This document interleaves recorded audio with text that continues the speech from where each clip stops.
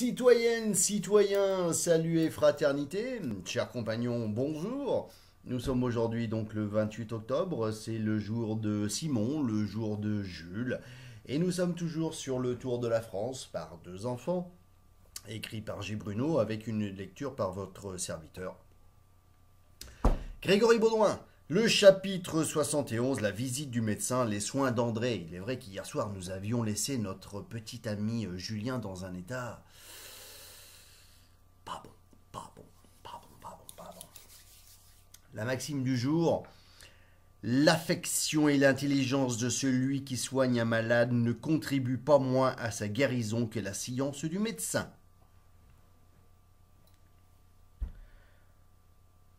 En arrivant au bourg voisin de l'accident, les deux enfants furent installés chez une excellente femme du lieu. Le petit Julien souffrait de plus en plus. Il portait sans cesse la main à son front. La tête, disait-il, lui faisait bien plus mal que le reste, bien plus mal que tout le reste.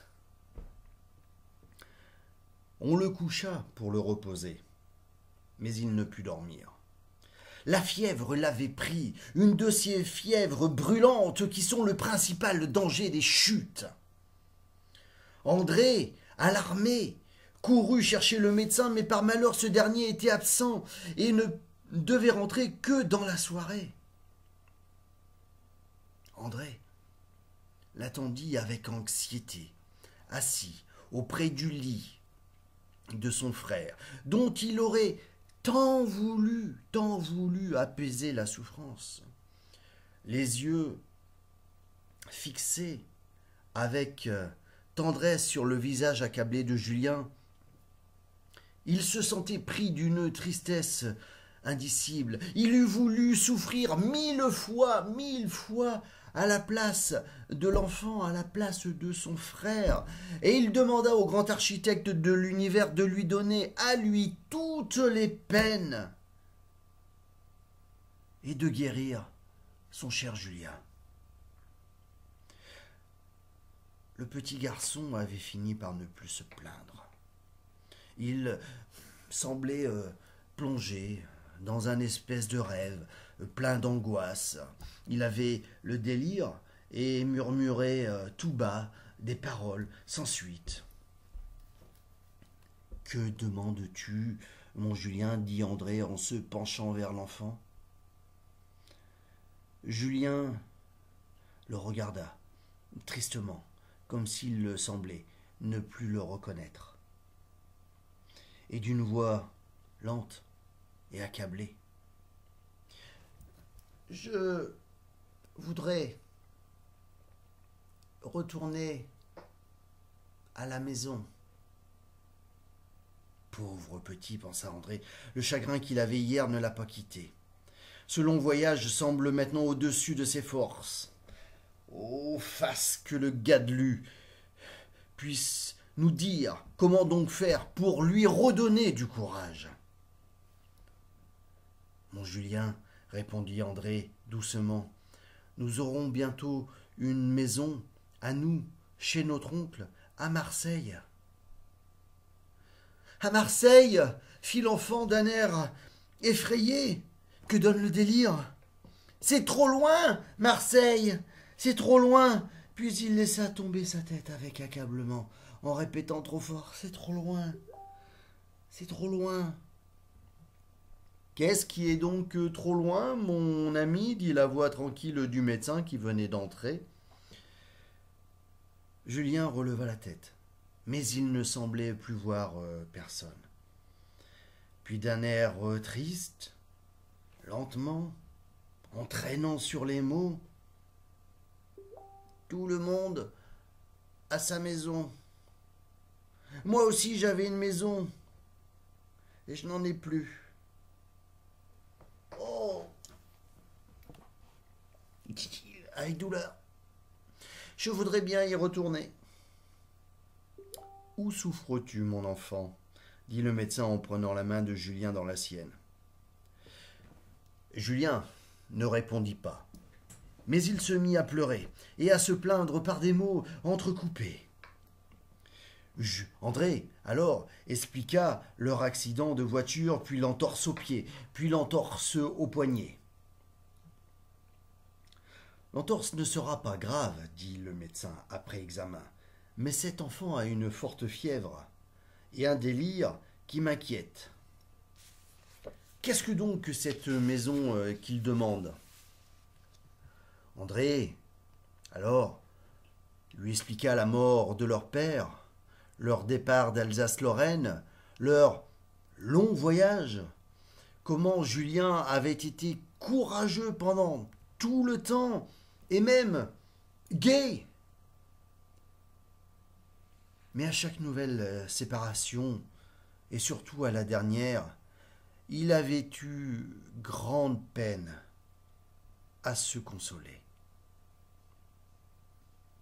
Pauvre orphelin, pauvre enfant de l'Alsace-Lorraine, pensait le médecin en écoutant André, si jeune et obligé de déployer une énergie plus grande que celle de bien des hommes. André se tut, attendant l'avis du médecin. Il était tout pâle d'anxiété sur l'état de son frère, et deux grosses larmes brillaient sur le coin de ses yeux.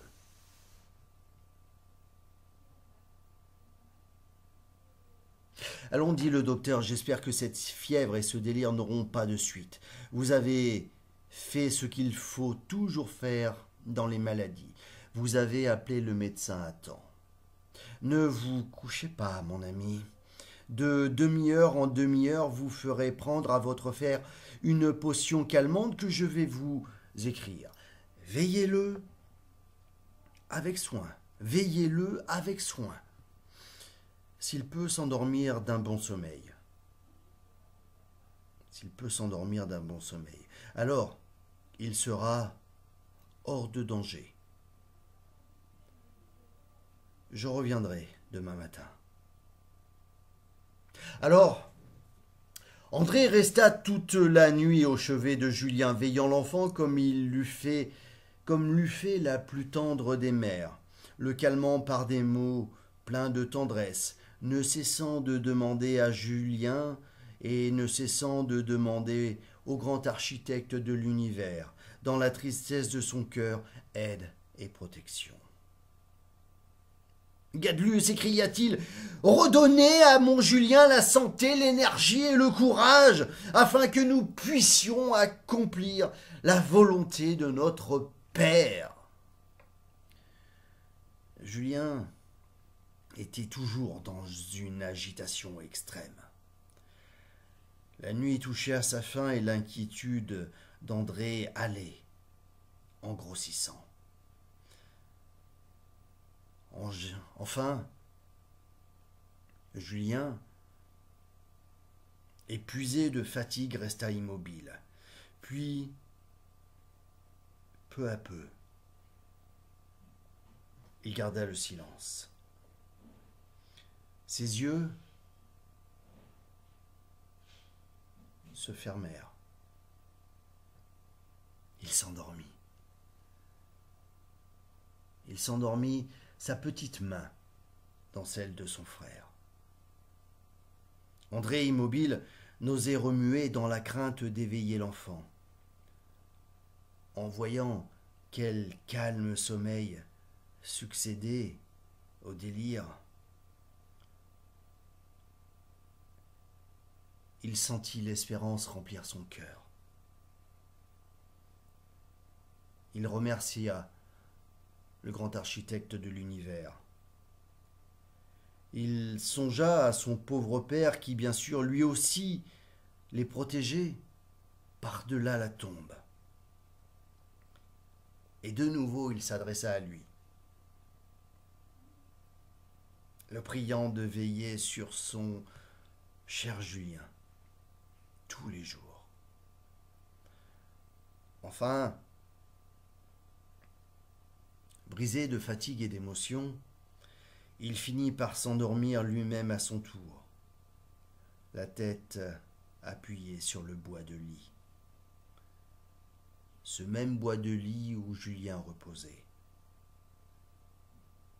Il avait sa main immobile dans celle de l'enfant.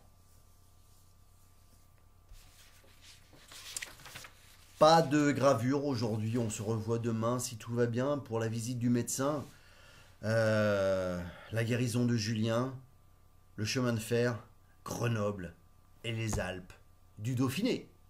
D'ici là, chers amis, eh bien à demain, hein, si vous le voulez bien, et comme toujours, par le ciel, partout, pour tous.